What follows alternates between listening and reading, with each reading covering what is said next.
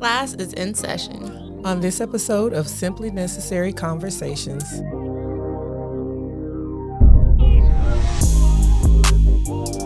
For today's trending topic, I saw this on People magazine and I thought it was very interesting. This bride said that she spent 10 months planning her wedding and no one showed up.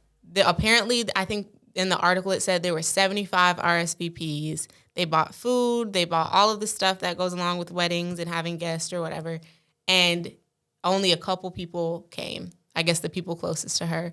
So what would you do in that situation if you plan a whole wedding thinking that you're going to walk out to everyone celebrating your love to realize that only your mom and dad really are there? She did something to somebody like that. Yeah. That's crazy. Or especially maybe it was if a destination wedding. But if they RSVP, I mean, if that had happened and it wasn't an RSVP situation, it'd be like, okay, she just thought she had friends she didn't have. Yeah. But people said they were going to come. They RSVP. That many people could not have had other plans come. But I feel like it couldn't have been. She just has to. I don't want to say she's a bad person because it's a real person's life. But like that many people didn't coordinate not to come. So or did they? 75 people don't know each other. Like when you invite people to your wedding, you're inviting just happen to not come. You're to inviting the same friends. wedding. You're inviting coworkers. You're inviting family. All of those people did not get in cahoots must together. Have spread a rumor, or somebody found out something about her. There was something about the groom. Something happened because that many people don't back out at the last minute. That many people don't say they're coming and not come unless something. She needs to check her invitations, make sure the directions were correct. She needs to make sure. But the fact that they RSVP'd and said that they were coming. If you invite them to your wedding, they would be able to text you or call you or send you a message on Instagram and say, hey, if they sent an I'm RSVP, confused. they sent it to a number. So that same number, they could have said, hey, something came up. But that many people like that, unless somebody else from her friend group planned a competing event, something about that just does not sit well. That's just embarrassing. That's embarrassing. That's very hurtful. Embarrassing. But I tell you what, I would go down the list, one person at a time, and find out what's your story. And if you don't have a good story, that would take the joy out of the entire day. Not because like you're not excited to get married, but just because you thought all of these people were going to be there, and nobody there. Yeah, like that. That's very embarrassing. I can't think of what would be a good reason for that to happen. Like there is no good reason for that. This is why you have destination weddings or a small wedding. You know the people that are coming. You know they are locked in. People can't just show up. Like it's a controlled setting. Yeah. I'm not a fan of big weddings because my question is unless you're in a sorority or fraternity or something crazy like that, who knows that many close friends? I don't know 75 people that are coming to my wedding. I know 75 people, but I wouldn't invite 75 people to a wedding. I can't think of 75 people now, when I got married, there was probably twice that many people, but it was because you had 200 family. people at your wedding. Like it seems like when I did the invitations, it was like 100, like how 150 did y'all know people. that? I'm confused. Okay, well, first of all, I had one aunt that had 6 kids.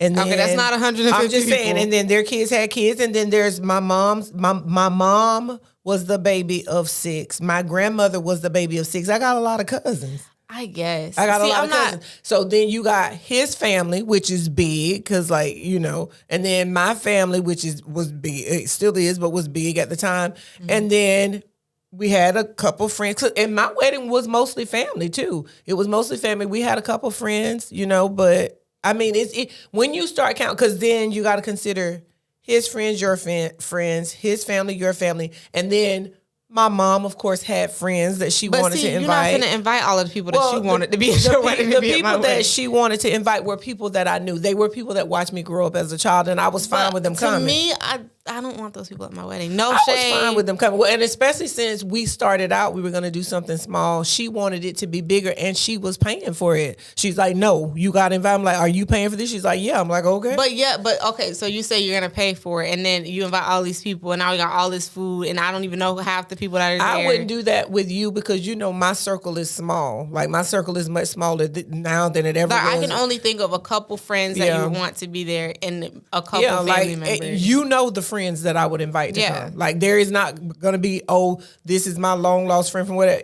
If I were going to invite a friend to And your I'm not wedding, you would inviting know every who they cousin were. that I've ever had in my entire Yeah, life. and you don't have to. Some of y'all are not invited. Yeah, well, No, that's shady. You don't gotta. You don't gotta tell them. You just they're gonna realize when I send out the invitations, and they'll you get know. one.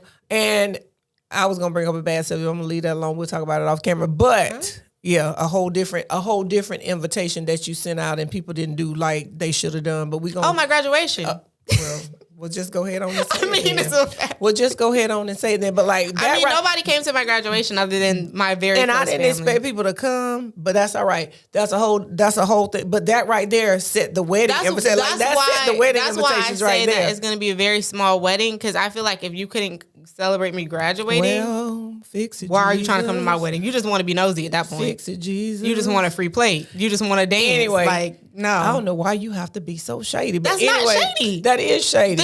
Who came to my graduation? Anyway, your wedding will be small because your circle is small. My circle is small.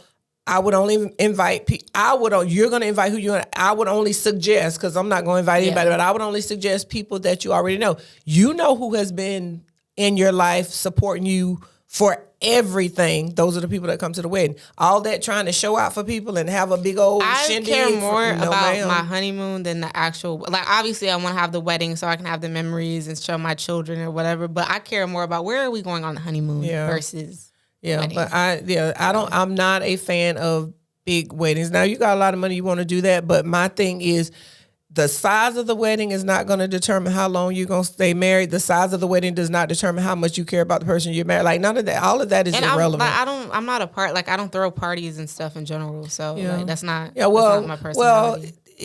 I'm not a party person either. I don't mind. Like I love to go to a big wedding. I just would not like want to I have can't one. wait until I get on my bucket list. I want to go to an Indian wedding. Tripura, that's you. Find somebody. I want to go to an African wedding. Yeah. And I want to go to a Caribbean wedding because I feel like those are like the most like fun and they're always big and they're always very elaborate. I want to go to an Indian wedding because they look like they are. Tell Shapur to get on her Zoom. Fabulous. That's our only hope right now. Yeah, they look like they're fabulous. But yeah, big weddings are not a thing. But if in this situation that we're talking about, that's a reason not to have one because people will let you down. Yeah. I mean, everybody that I invited did not come, but I would say the majority of them did. And the ones that didn't come, they sent a gift, and I didn't send them an invitation for the gift. I sent them an invitation because I want them to come. But most of the people that did not come, they sent a gift. So, like, there was nobody that I really wanted at the wedding that did not show up. Like all of the people that were important to me showed up.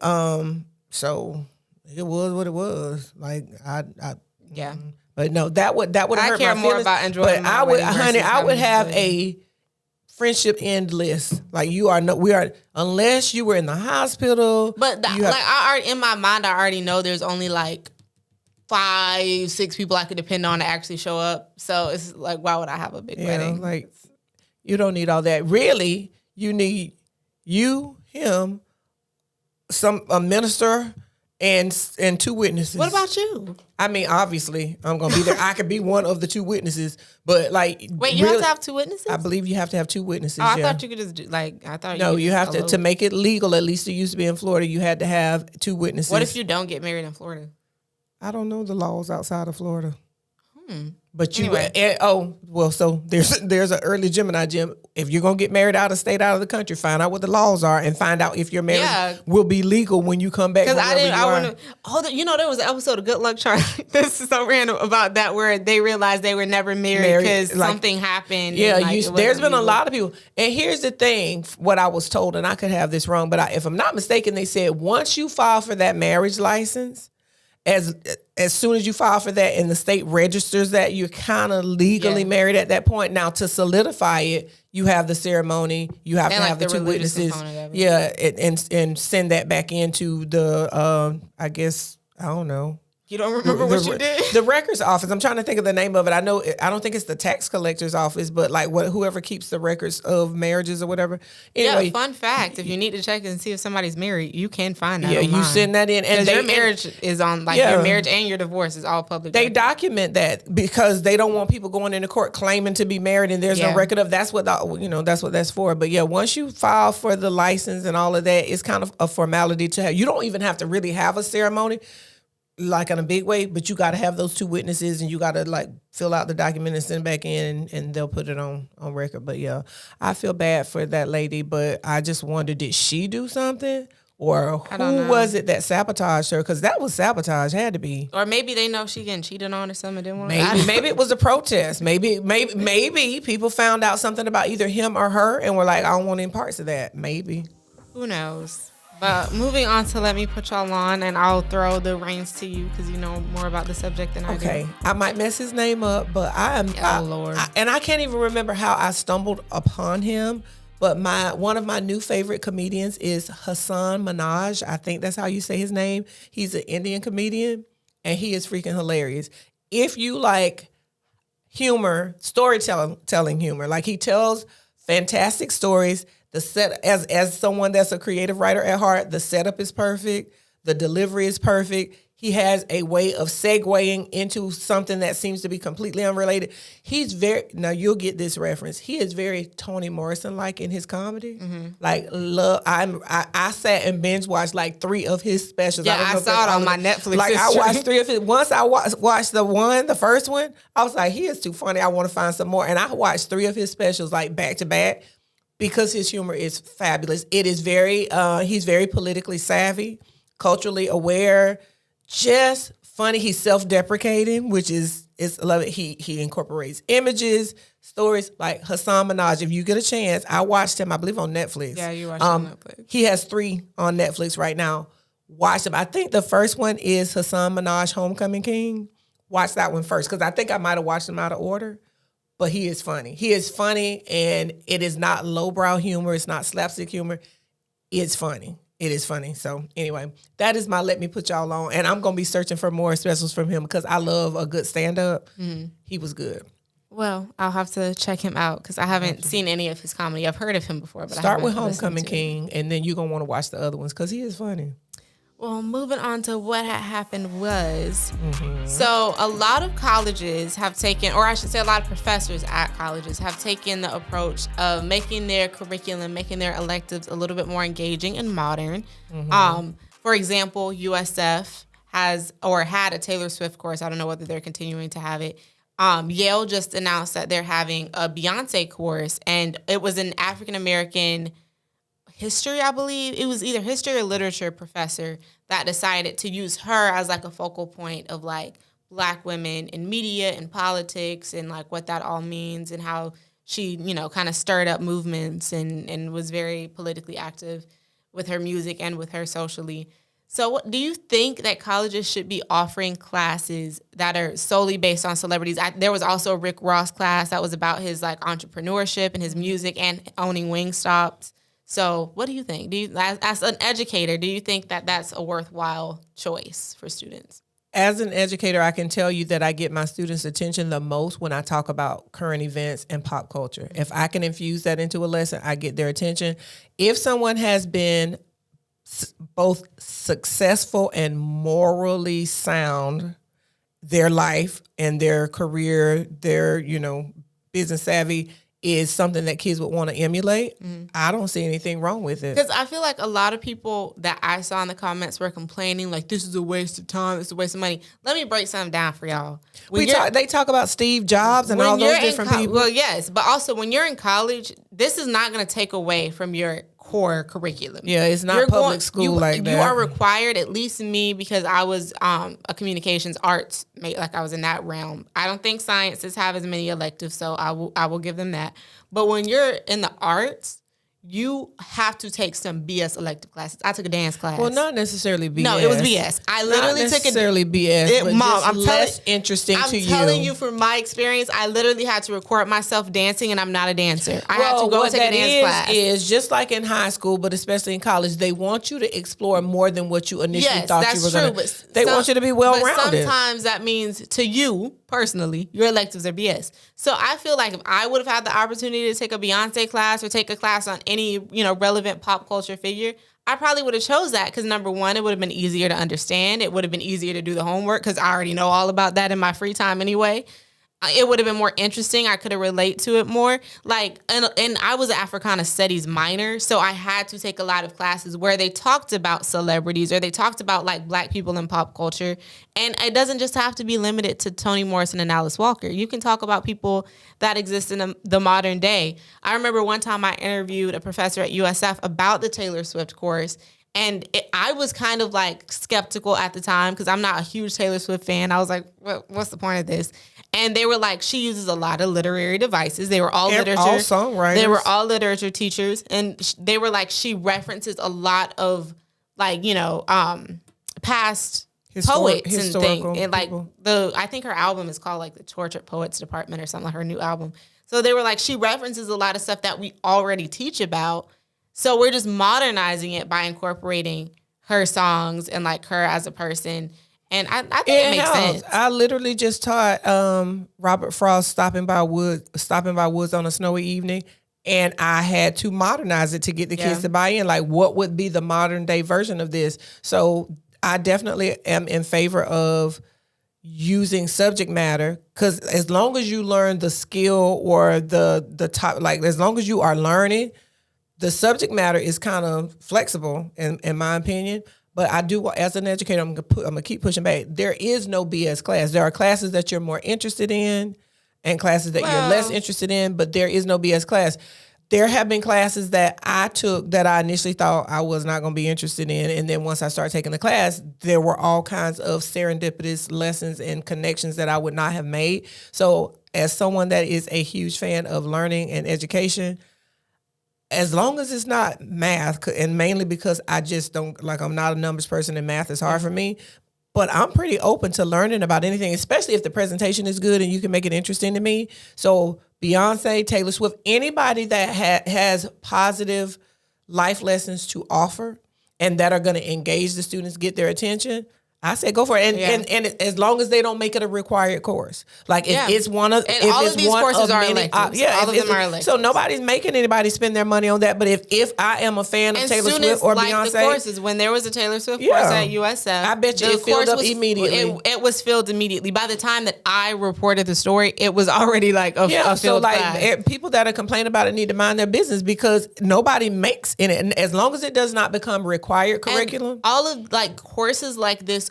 already exist. It's just it gets more hype because it's a pop culture celebrity. Like courses on Harry Potter already exist. Like there's no difference. And a lot of times it'll be like, I know some of the courses are under like, this was already like a creative writing course and now it's just specifically about like one person or one specific thing. Or there was already like I forget what the course was for Taylor Swift, but it was named something super specific. It seems like I remember them saying that it had a different name, but I can't remember what it is. But anyway, I don't have a problem with it, especially when it's an elective. And I say you're probably going to engage a lot more people if you stick with or incorporate pop culture and different modern themes. So and when people connect to stories or people, they do better. Like when I took that humanities course, when I was taking classes at a community college, that man had us learning about Bohemian Rhapsody, about Woodstock. It literally was random every day. The Blues Brothers. I wanted to take his course. I had to go to a seminar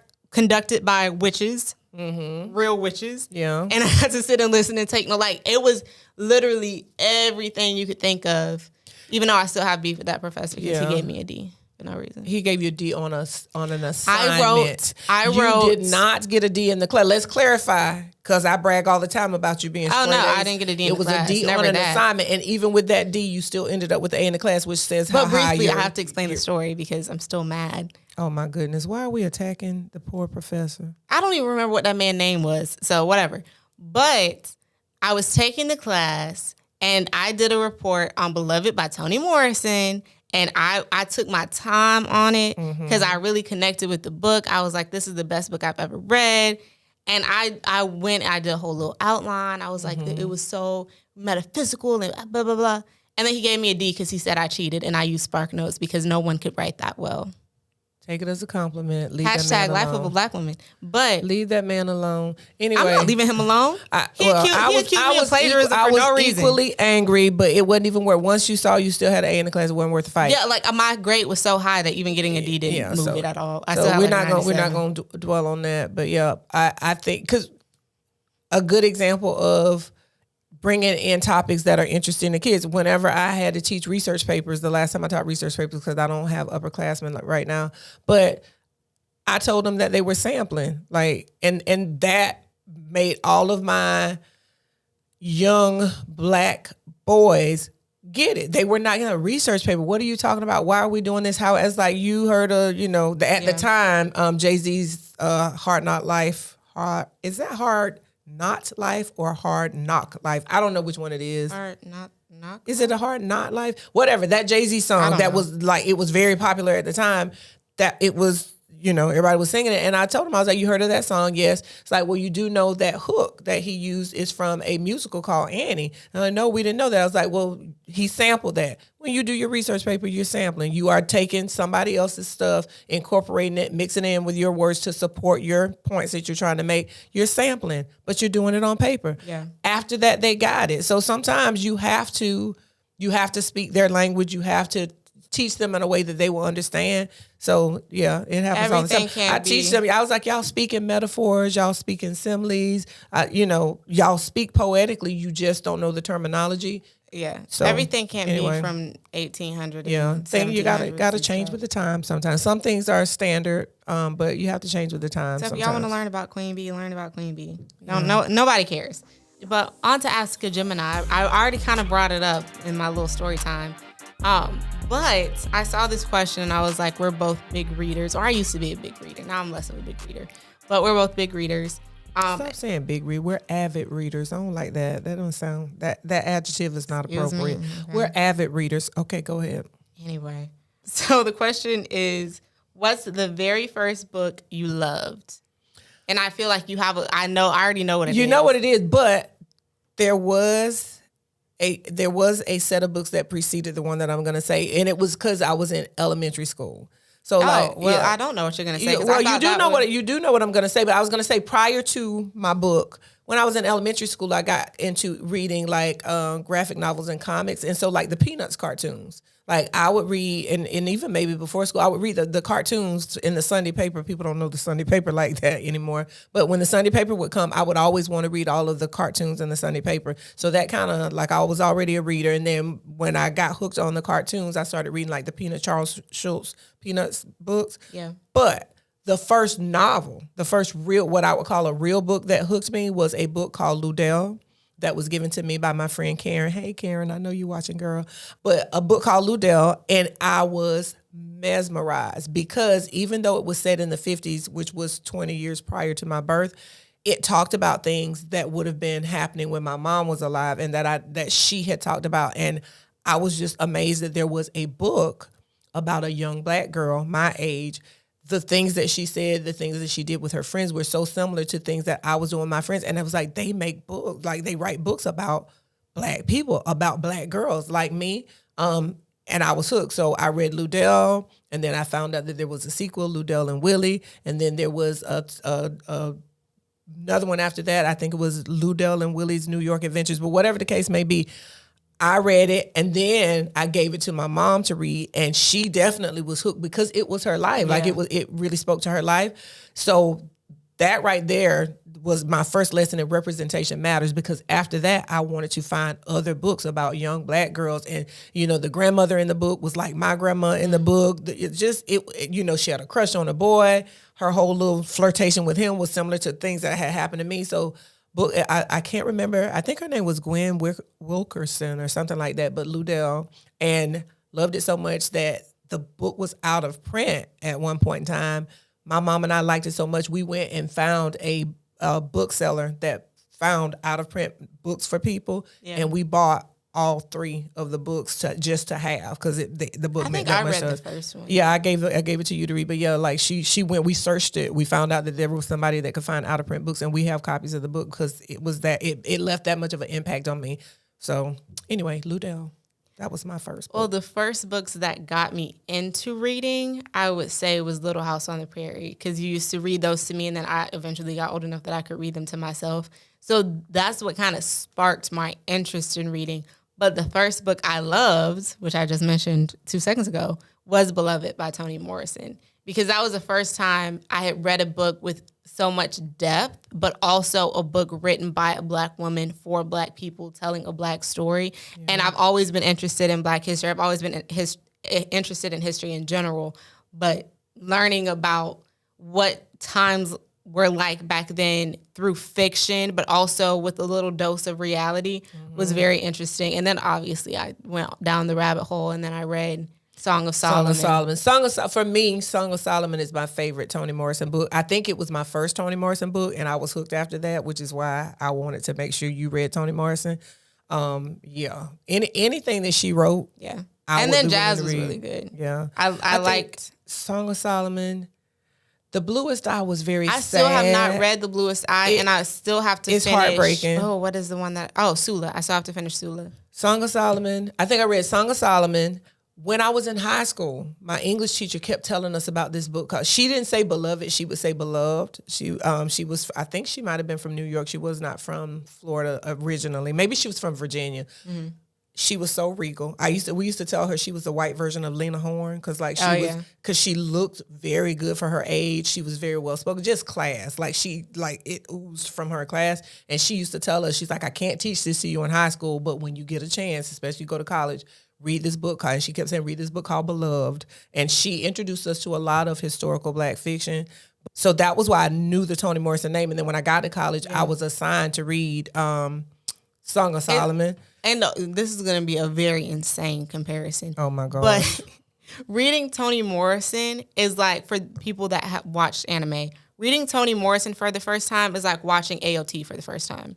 And you're not going to understand that. You're not going to understand that. But in terms of the level of foreshadowing and going and wanting to go back and read and see why everything happened the way that it happened and catch everything that you missed because you were just so deep into the story that you didn't realize, wait, I need to go back and pay attention.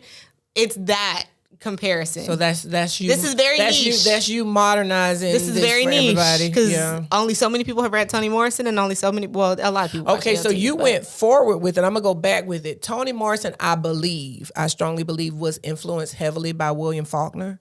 And so I used to have a professor that used to, when he would have us share who's your favorite writer or whatever, he was like Faulkner, and I'm like, oh, old white man, I don't know Faulkner. But I finally, because of him, had to read Faulkner, and I was like, okay, now I get it. Because Faulkner and Toni Morrison, their style of writing is so similar. Yeah. And I tell my kids about Faulkner and Toni Morrison all the time. You have to have your wits about you, and you have to be thinking, and you have to be willing to commit. But once you get into the story, because Faulkner is that dude where he's writing and somebody's walking through the woods, they lift their foot to step across a log, and then 30 pages later they put their foot down because he did a flashback. And I like the way that I feel like a lot of Toni Morrison books, it kind of puts you in the middle of something, and you just like, what? She always does in medias res.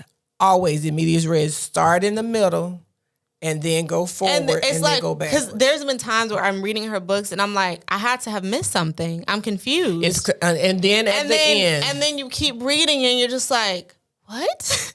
I like books and I like movies and I like TV shows that make me wonder, how did they even figure out how to plan that story out? And she's that chick, and Faulkner is that dude. Like, that's what all their stuff is.